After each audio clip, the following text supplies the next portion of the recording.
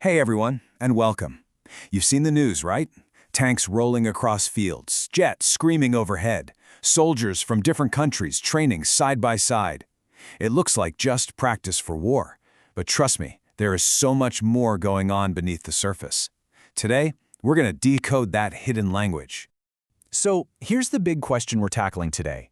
When you get past all the impressive hardware and the dramatic footage, what's the real purpose of these exercises? What are these countries trying to say to each other, and just as importantly, to the rest of the world? That's what we're here to figure out.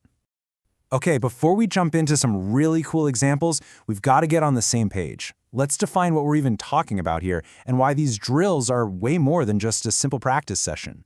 So on paper, a bilateral military exercise is just a training event between two countries. Simple enough. But I think a much better way to look at it is like a diplomatic handshake, but in camouflage. The real goal isn't just to get better at fighting. It's about building mutual understanding and cooperation. It's about getting two different militaries to speak the same strategic language.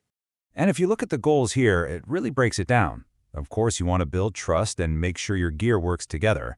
You want to coordinate your tactics. But honestly, that last one on the list is often the most important. It's about sending a loud, clear, and very public signal that says, "Hey world, we're partners." All right, enough theory. Let's see how this plays out in the real world with a specific example. We're going to look at an exercise, and together, we'll try to decode what it's all about. First up is one called Suryakiran. Okay, so Suryakiran is a big joint exercise that India participates in. Take a look at the options here. The Maldives, Indonesia, Nepal, or Malaysia. Who do you think is India's partner in this one? Take a guess. And the answer is Nepal. Yep, Suryakiran is the name for the annual military exercise between the Indian and Nepalese armies. It's a huge part of their relationship. All right, so let's lock that in. Suryakiran means India and Nepal. Got it. Now, let's grab another piece of the puzzle. Okay, our second case study is an exercise with another interesting name, Ekuvarin. Same idea, a partnership drill, but this one happens in a completely different strategic environment. Just like last time, Ekuvarin involves India. But who's the other partner? Is it the UAE, the Maldives, Malaysia, or France? Which of these nations do you think represents another key strategic interest for India? And the partner this time is the Maldives. Exercise Ekuvarin is a really critical bit of military cooperation between India and the Maldives, and as you might guess, it's all about maritime security. So there's our second piece. Ekuvarin links India with the Maldives. Now with just these two examples, a really clear pattern starts to show up. Okay, so we have Suryakiran with Nepal and Ekuvarin with the Maldives. At first glance, they seem totally different, right? But are these just two random facts? Absolutely not. This is where it gets fascinating, because when you connect these dots, a very clear strategic picture emerges. Just look at this. On one hand, you have Nepal, a super important neighbor with a huge land border up in the Himalayas. On the other, the Maldives, a key island nation, a vital maritime partner right in the Indian Ocean. One is all mountains, the other is all ocean. But they have one massive thing in common. And that's the secret right there. The common thread is geography.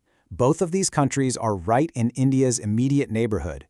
See, these exercises aren't with some far-flung ally. This is a clear strategy to build stable, cooperative friendships with the countries right on your doorstep. It's about securing your region by making your local alliances stronger.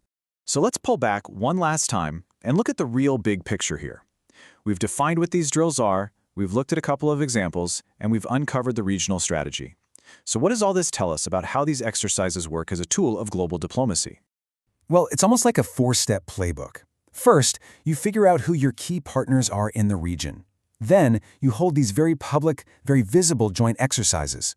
That shared experience builds real, tangible trust and cooperation. And the result? You strengthen your own influence and help keep your corner of the world stable.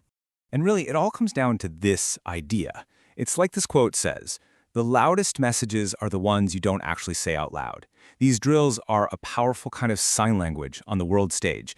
They show everyone who you stand with and what you can do together without a single word being spoken. So I'll leave you with this thought. Now you know the code. The next time you see one of those headlines about a joint drill, don't just see the tanks and the jets. I want you to ask yourself, who are the partners here? Where are they located? And what is that silent strategic message that's really being sent to the rest of the world? Thanks for joining me.